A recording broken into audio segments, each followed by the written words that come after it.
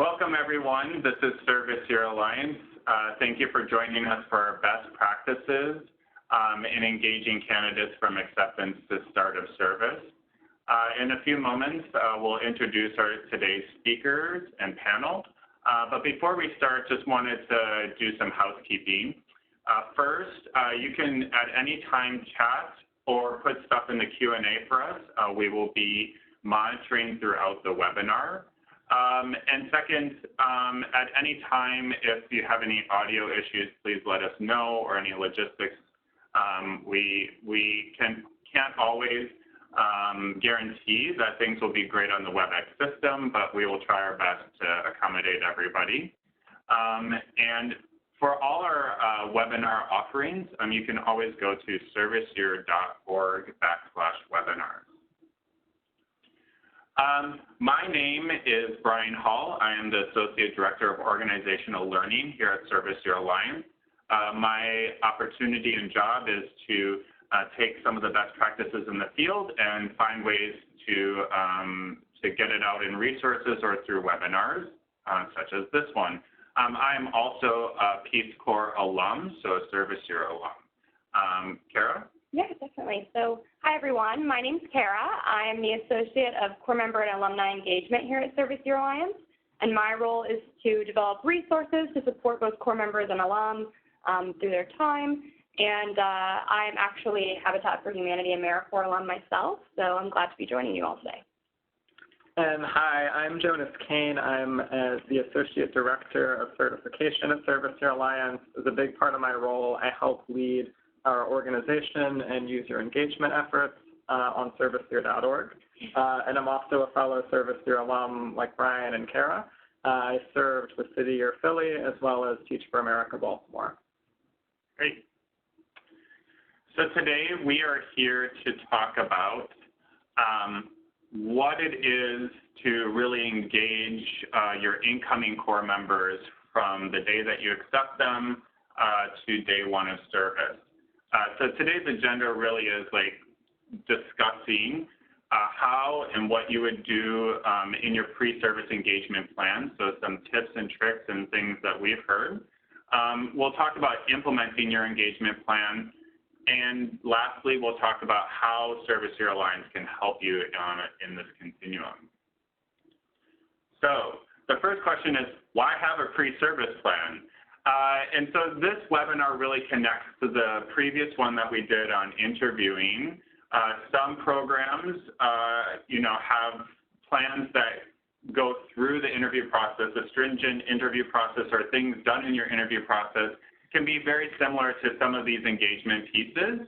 And if you don't do it in your interview process, then today some of these planned items are things that you would want to do to make sure that your Corps members are showing up on day one with the same set of information and on the same page about what they're going to be doing for the year. So this really, this can help people be aligned and combat retention issues. It can really build a cohort and sense of belonging before people start.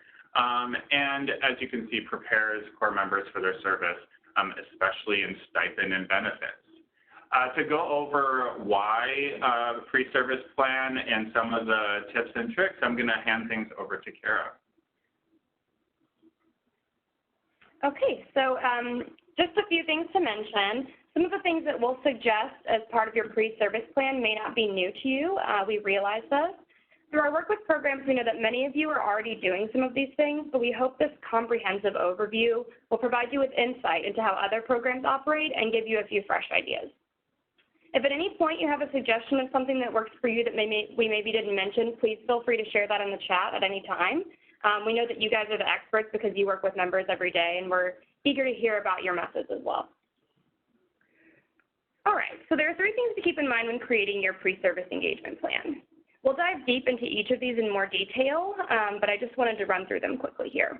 So do your best to understand your members' needs so that you can support them prior to their start date. Think about your program model and tailor your plan accordingly. And it's important that you also consider your pre-service timeline. How you engage with a member pre-service may vary depending on whether or not they have 3 months until their start date versus 3 weeks. All right, so let's talk more about understanding your members' needs.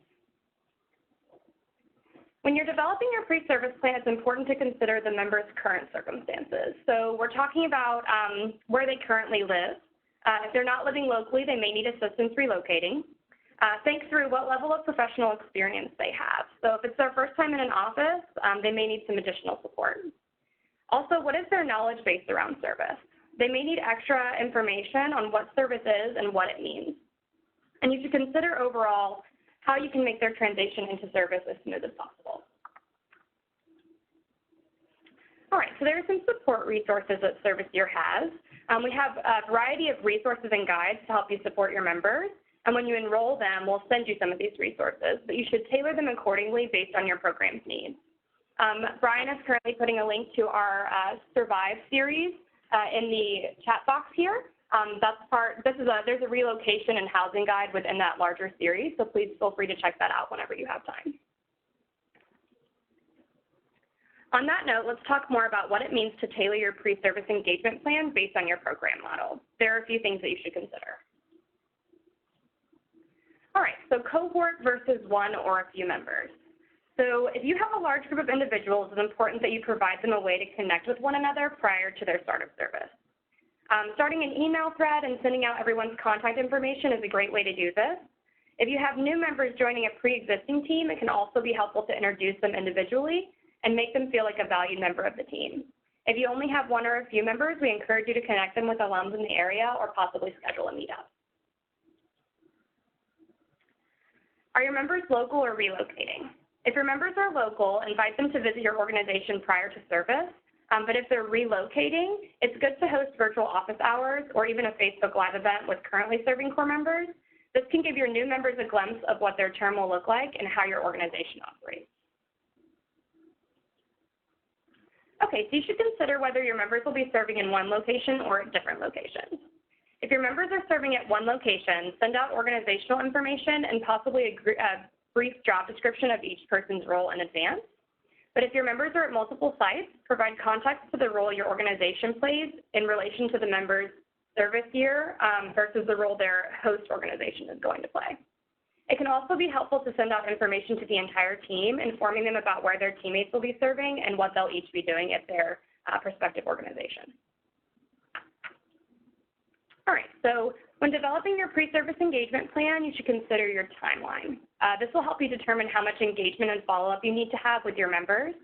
You can think about how much time you have prior to service, if all of your members are starting on the same date, or any plans that they may have prior to service.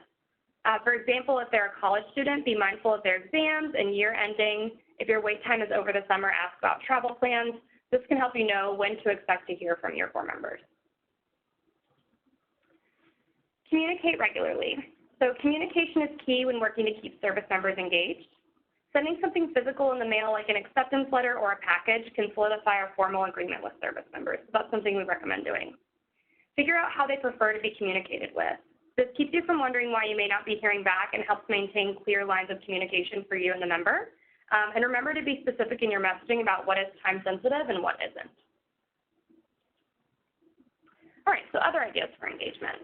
We've talked a little bit about sharing information around service benefits. This is a factor that should be considered when developing your pre-service engagement plan, but there are a few more things that you may want to consider as well. We recommend that you send swag. This can help members feel connected to your program because everybody loves free stuff. Also, media or photos from organizational events helps to keep your members informed about what's going on at your organization. Sharing articles that explain more about current trends around your issue area can be really valuable for members, particularly if they don't have experience in that issue area. And ask for additional information you may need, like a bio or headshot. So if that's something you want to put on your website, go ahead and get that from your members in advance, and any business card details that you might need if you're going to create those for your members. Offer in-person or virtual check-in times for your members as well. This can really help to develop relationships before members' service starts and allows a space for pre-service questions and concerns that members may have. All right, so the pre-service period is a great time for members to explore some opportunities that may be valuable to their service or overall professional development. For example, Service Year recently released our Transition Series guide. It includes a piece on free and treat classes, ebooks, and professional development tools. So Members can access this resource, and we'll talk more about that in depth later during the presentation. Another plug here, Brian has posted a link to the Thrive During Your Service Year series, so please feel free to check that out whenever you have a chance. Okay, so let's touch base on best practice around communication methods in regards to touching base with your members pre-service year. All right, so there are several different methods you can use. We've got email, text, phone call, video chat, and social media here. So email is typically best for official business. Anything you want to track and look back on should be done via email. So think HR, paperwork, and those headshots we were talking about earlier. Text is a great way to casually inform your members about things if you're having difficulty getting them to respond to email, which we have heard has been an issue in the past. So that's a really good piece of advice is text messaging there. Phone call and video chat helps to build relationships and creates a space to discuss expectations and questions. We've heard a lot of feedback that face-to-face over video is really helpful as well. Social media can help you connect members to one another and can keep members connected to what's going on in your organization. So your organization most likely already uses social to inform the general public about what you have going on, so you might as well invite members to those pages and go ahead and keep them in the loop as well. Social is also helpful in keeping members connected to their cohort, particularly if you're an intermediary organization. So before creating these pages, you want to consider if it's going to be run by staff or members, and think through who's going to be initiating that conversation on this page and monitoring it once it's created, but it can be a great way for your cohort to stay connected with one another.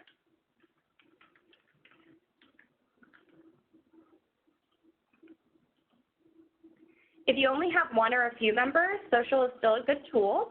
Include them on pre-existing alums community or local service year or AmeriCorps alums chapters.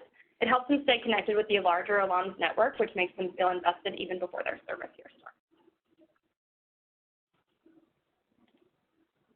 Great, so let's walk through an overall review about what we've talked about so far. So when you're creating a plan, it's important that you base it on your members' needs. So here we wrote benefits, relocating, and background. You also want to think about your organization's program model, the number of members you have, the number of sites you have. Think about your timeline. So how many weeks do you have from acceptance to start date? And then your members' preferred method of communication. So make sure you figure out the email, text, phone, video, social, what works best for you and your members. So when you're planning your pre-service engagement, these are the things that we want you to remember. So count the weeks between acceptance and start date and divvy up the time. Touch base at least once per month. The first thing you need to plan to send is the most vital information. So go ahead and send anything about benefits, relocation, and start date information, possibly any HR paperwork you might need. Next, plan to connect the members to one another. So cohort contacts or setting up one of those group pages that we talked about earlier. If there are still several weeks left, plan to engage in other small ways that we've discussed here periodically. And don't forget to set calendar reminders to keep on track so you can consistently maintain communication with your members. So before we go into that, thank you, Kara, for going through all those things. I just wanted to share to everyone, please put in, going back to what Kara said at the top, is please put into the chat box if there's anything you are using that beyond what we just went through. You know, we really, this webinar is based off of things we've heard from all of you, other programs, commissions that are working. We want to acknowledge that these are coming from a place of helping, knowing that we've heard a lot of issues around ghosting and like trying to get candidates to respond and getting people to respond in between acceptance to day one. And these are all ways that can make it easier for your communication and getting people to the place that you need them to be on day one. I also wanted to share at this point that this is being recorded, and we will send the link after this webinar so you can view it again. All right, thanks, Brian. And so Kara just took us through a lot of really good content to help you think about different strategies. Your program individually can help implement to have successful strategies from the time that you bring your members on all the way up until when they're starting that first day of service. One of the big things we're also working on at Service Year Alliance is thinking through different ways we can help ease that burden on programs in different ways. And one of the big things that we are launching this summer in that capacity is what we are terming the virtual companion for Service Year Core members. And basically the way that this looks is that any member that you've accepted into your program, you can connect them to their opportunity on serviceyear.org, and they're automatically going to get tailored email messages throughout their year that are appropriate for where they are in their service journey. So our hope with this setup is that this is going to be a strategy that helps your members get the right type of quick, digestible content at the right times during the year, and that as a program, whatever strategies you're already utilizing to help engage members, so from onboarding to throughout the year, this will be good complementary type of content that's going to be really helpful for your members based on where they're at. In terms of what this actually looks like during the year, basically what we're able to do when you actually enroll someone into their opportunity on serviceyear.org is that we'll take the start and end dates from their opportunities and be able to divide that up into a personalized experience where they're getting the right messages based at the point they're at during the year. So you can think of it as like a 4 quarters plus 1 type of experience. So if you're actually connecting them when they've just been brought on but haven't actually started to serve yet, they'll also get some additional messages to help with that engagement period that we've just been talking about before day 1 actually starts.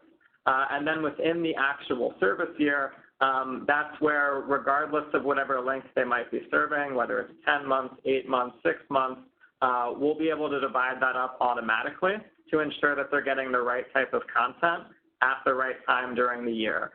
So on average, the way that that looks is that they'll be getting a bi-weekly type of message, but that can be the number of messages exactly can shift a little bit depending on just how long they're serving.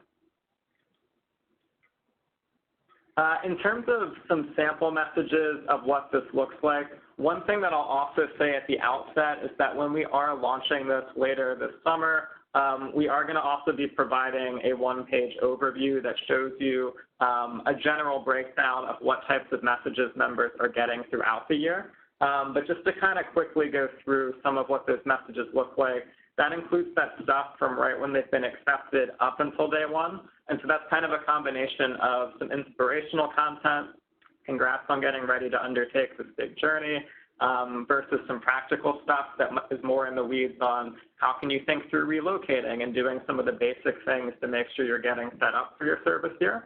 As they actually transition into the start of service, that's where there is that combination of continuing some of those basic practical things that we know all members have to focus on outside of service at the beginning and throughout their year, as well as some different ways to think through putting their year in perspective and setting themselves up for success and actually tracking goals, thinking through what that's going to look like during the year as well. Going into quarters 2 and 3, that's where we see some different types of content that, again, we know from experience when you're getting into that second quarter of service, that does tend to be a time when you're getting a little bit past the honeymoon phase and also need to think through some different strategies to help you continue your success and think through getting over that initial difficult period. Along with that, as members start going into quarter 3 and are ideally getting past that phase in their service, really starting to think through that type of impact they're looking to make, looking ahead to translating some of that stuff into whatever their next experience might be after service as well. And then going into the last quarter, that's really that time when they can be looking ahead and looking back at the same time. What did they do great during the year? How is that going to help them in their next stuff? And then on your side as a program, you're likely getting into that period of ramping up recruitment for next year's cohort. So one of the things that we think and hope will be helpful in that space is also thinking through different strategies for your members to be your own best advocates for service. So Serve Like Me is something we would flag for them at that point in the year as well, which we'll talk a little bit more about that in just a bit as well. Alongside the Virtual Companion, which is a new offering that we are launching this summer, any members who are connected to their opportunity on serviceyear.org are also going to get different point-in-time and regular messages from Service Year Alliance to help share news, updates, opportunities that we hope are relevant to them as well. So that includes something we currently send, which is a monthly core member and alum newsletter that highlights all of those types of opportunities. We also send regular event-type messages when we have anything that we're looking to promote in that space. So a good example of that is that over the past year, we've been promoting our Service Plus Tech initiative, which is a great professional development opportunity for members who might be interested in learning more about the tech sector. We also regularly hold virtual career and higher ed fairs. So anytime that we have opportunities like that, both for alums as well as members who are getting late in their service year, that's the type of content that they'll be getting from us at appropriate points as well. Great, and before we go on to the next section, Jonas, I just wanted to share 2 programs wrote in, some tips. One wrote in that they do online training before the core members start. It's not a mandatory thing, but it's kind of a way to get them used to the content that they're coming into the program. And then another was on the logistical side, so we know a lot of the paperwork that is necessary on day one, said to make sure to flag that your candidate knows where their birth certificate is for the first day of service. Both of those are really great and great flag about the birth certificate. So we also know that there are some of these great things already in practice that programs are doing. Yeah, and I think that one is a really great flag overall of thinking through when you're messaging candidates about stuff prior to day one, that right balance between all of the practical things that they need to know to make sure that they're set up for success, as well as that type of content information that's really going to inspire them and get them pumped to want to do their service year on day one. So in terms of logistics for what it actually looks like to connect your members to opportunities on serviceyear.org, big thing that I want to flag in this space is that this is something you can do regardless of whether or not your organization chooses to recruit through serviceyear.org. And if your organization does, we've also set up pathways so that you can connect both individuals that you recruit directly through the platform, as well as invite members that you're recruiting through any other channels to get signed up as well. So basically, the way that that looks, members that you are recruiting directly through the platform, we'll see on the next slide, because it's a similar process of those that you would be inviting. But if you are looking to bring on any members that you're recruiting through other channels, what you can do via your organization dashboard is create a custom invitation link. And basically what that's going to do is set up a specialized URL that you can email out to your cohort. And when they follow the link that's on that, they're going to get a custom sign-up path that instead of joining serviceyear.org through the path that someone looking for a service year opportunity would use, that gives them an experience that lets them know they've been invited by your organization specifically. And so I think Brian just put up a link to where you can find some info on the logistics to do that. One of the things that you'll see included in that link is that if you are using the strategy to bring your members on, we also have a template email you can use to go off of when sharing this. That's also something you can feel free to customize and think about how that might be something that you integrate into other onboarding, invitation type things when you're extending resources to members. And then basically that top screenshot just shows an example of that different sign-up path someone might be getting. So in the case of your organization, they would see your organization noted specifically as the one that's invited them to join. And then when your members have actually gone through that process of signing up, that's something where you can one by one click the enroll button when they've joined. Or if you're doing that for a high volume of people at once, you can send out that link and just pick one point in time later on and bulk take that action all at once so that you're not having to go through the process of doing that individually for a high number of people. And the other big thing that I do want to flag in this space is that we do currently use the terminology of enrolling a member on serviceyear.org.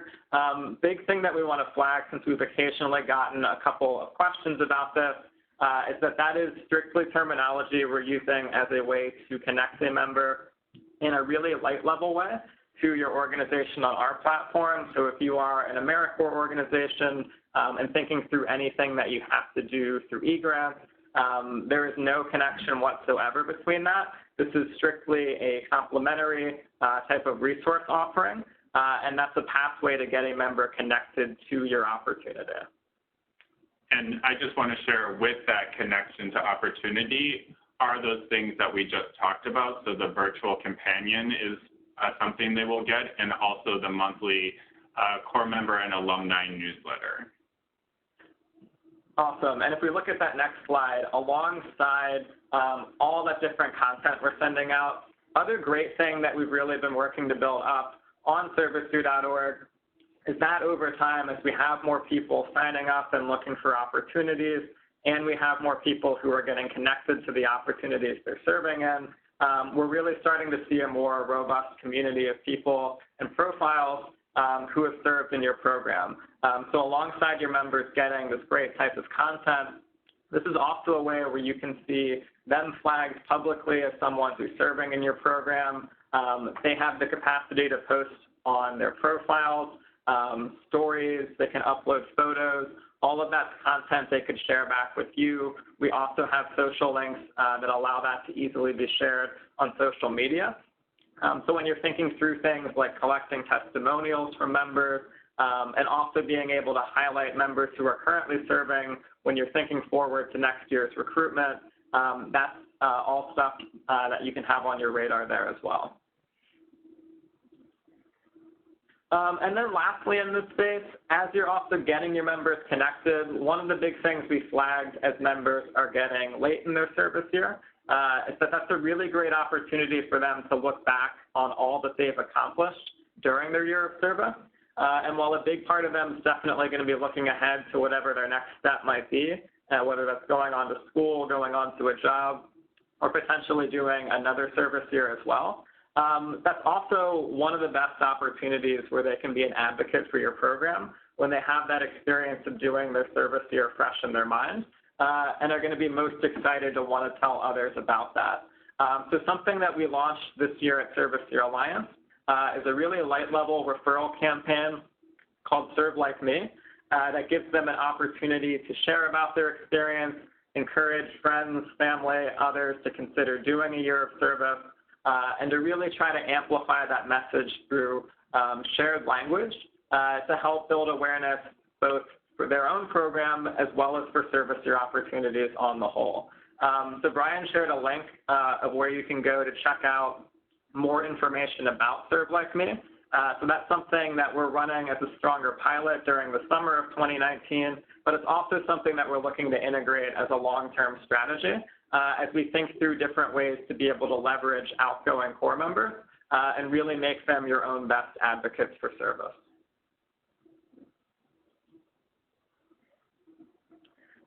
So getting ready for the year, that really takes us through the bulk of the main content that we wanted to cover for this.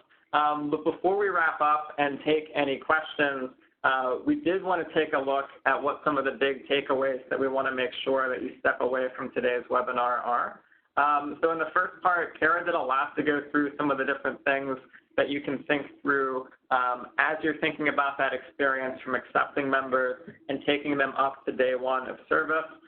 So really building out those planning strategies, thinking about different ways that you're communicating from the style to the frequency, and also thinking through how that reflects the type of program model that you're running. Alongside that, the different things to get candidates engaged. Again, kind of that mixture of fun stuff that's going to inspire them, get them really interested in doing their year versus that practical stuff that we've talked about in that space as well.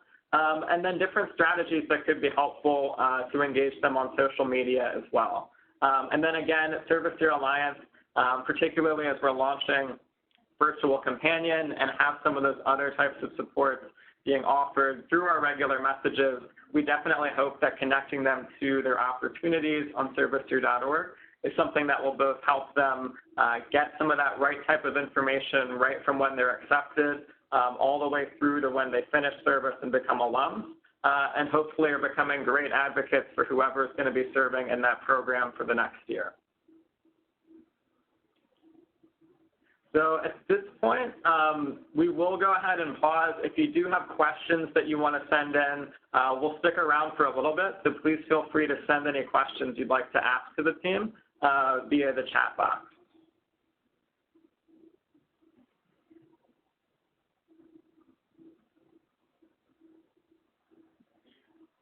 While we get any Q&As or in the Q&A or chat box, I just wanted to kind of go back to one of the pieces that I think you flagged, Kara, which is, you know, really that timeline. Some programs may have a huge window, some may have a smaller window. And, you know, I think there is something in there, but do you hear from programs it's really best practice to at least give a monthly communication no matter what the window is? Yes, absolutely. And you know, there's some that, you know, if you're on the last minute of your recruiting and you only have 2 or 3 weeks, I'd recommend that you probably keep in contact with them weekly. But yes, definitely, especially if you have 2 or 3 months, it's critical that you stay in touch frequently. Great. We have a question. Have we noticed an increase in retention with any of these strategies?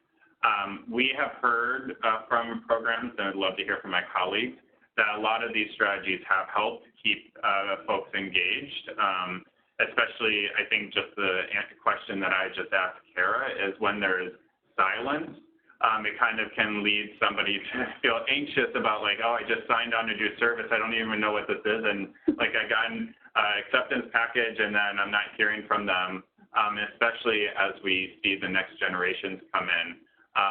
So I think we have seen some good traction with some of these strategies.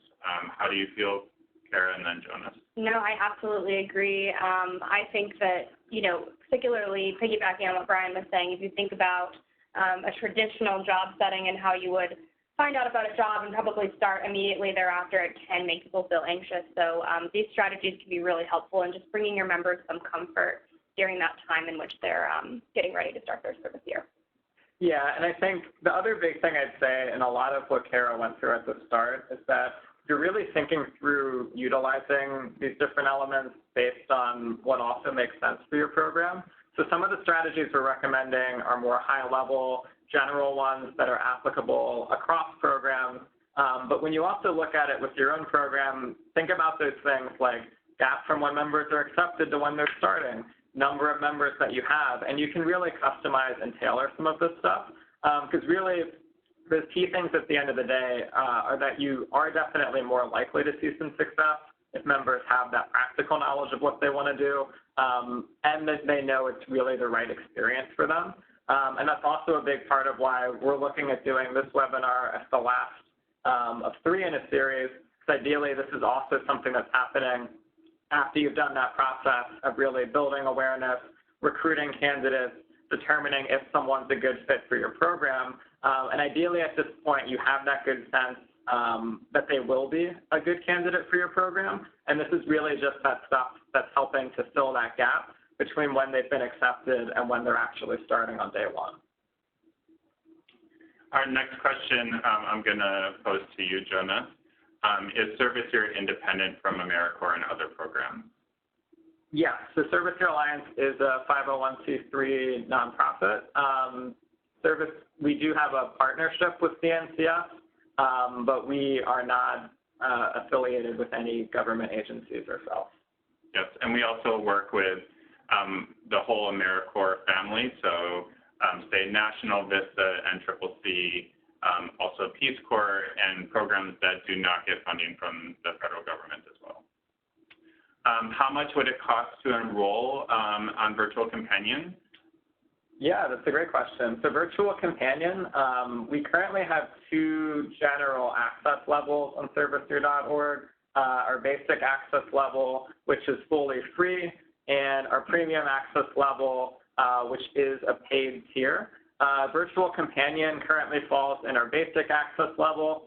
That is something that has zero cost for programs as well as zero cost for members. I'll also say more generally that we don't currently and don't intend to push out any work where members themselves would have to pay for content.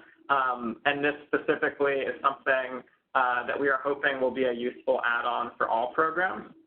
So you do not need to pay any fee to sign up to get your members enrolled in that. This next one I'm going to direct to you, Kara.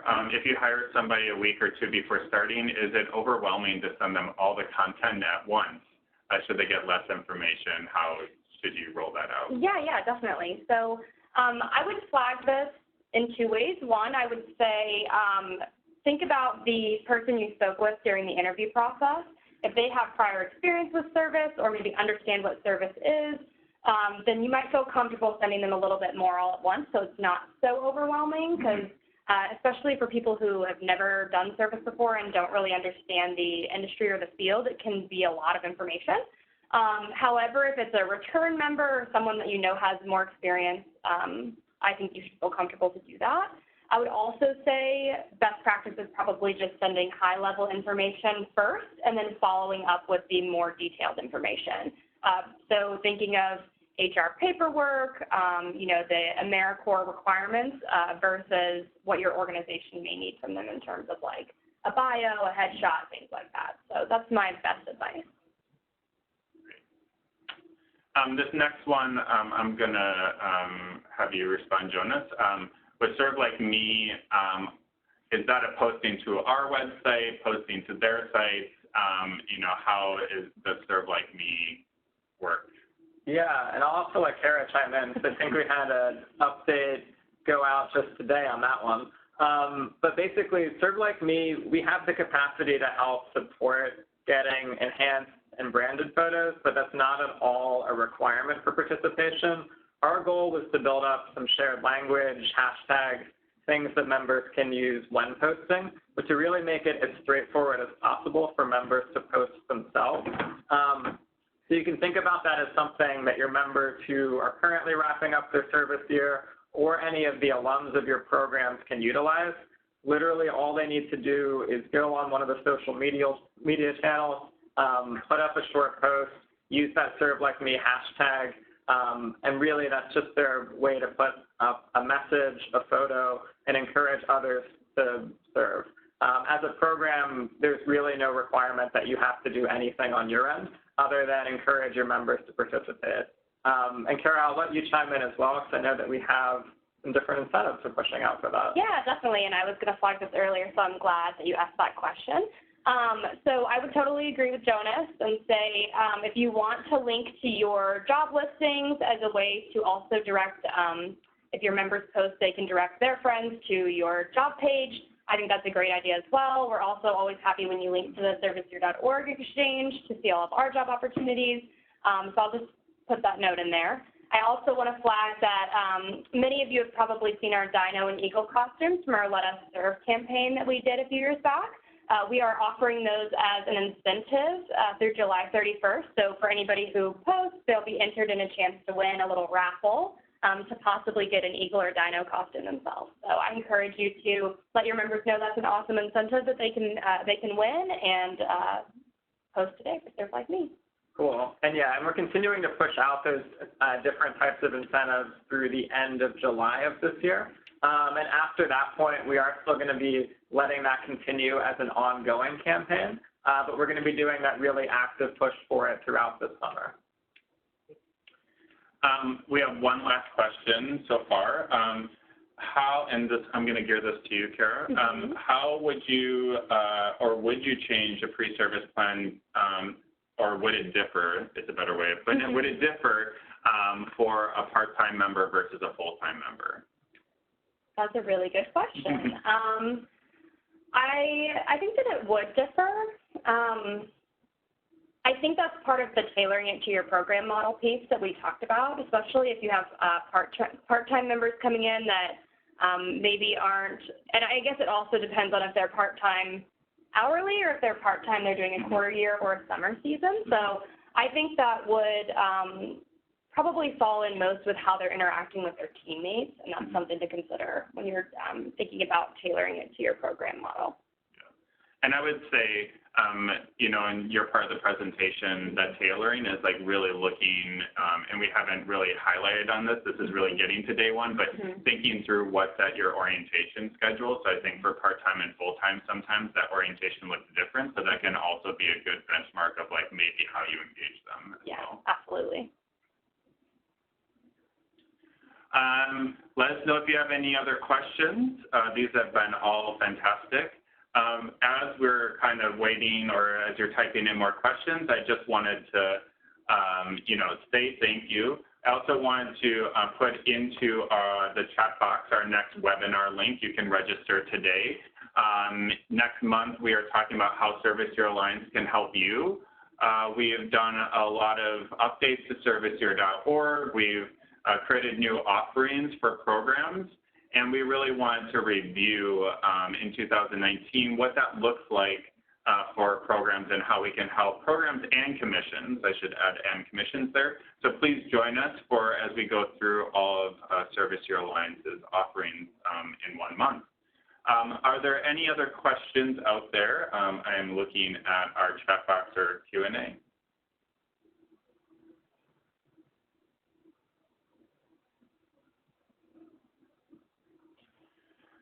Not seeing any, so I'm going to just do one last thing. If there's any last piece of advice, either Kara or Jonas you would give that we haven't talked about, or your favorite piece to remember as we exit the webinar.